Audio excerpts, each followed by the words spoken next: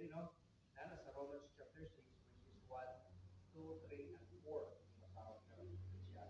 What shall we see then? Shall we continue in sin that grace may abound?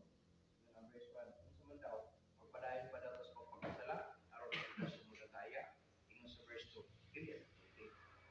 Huwag pasabot, kung nakabalot ka sa maayo, sa dili maayo, buhatan mo ito ang pinakamaayo.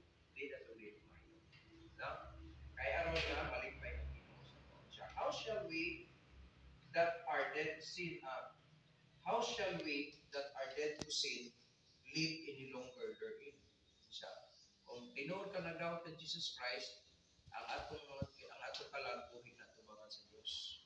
Sa wala pa ta makadawat kay Jesus Christ ito personal luwas, tubangan sa Dios ang atong mga kalag patay na. Ug pasabot aton sa impierno. Pero karon kinadawat ang kay Jesus Christ, dapat magkinabuhi na tanga luwas. Igot pasabot sa verse 2. Know ye not, wala bang masayod, that so many of us were baptized into Jesus Christ. No? Siya, wala pong masayod. Nga sa kadaghanan sa ato ang ipong bautismo kita ngadto kang Kristo sa bautismo sa iyang kamatayon. Now, God pasabot ang atong baptism nga napigitan na siya sa kamatayon ni Jesus Christ paglubong o pagkabanhaw. So kung matang si illustrate, ginani ang dagat gibaling ang baptism wala po na siya sa kamatayon ni Jesus Christ paglubong o pagkabanhaw. So di man pwede yung buhato na to sa yuta.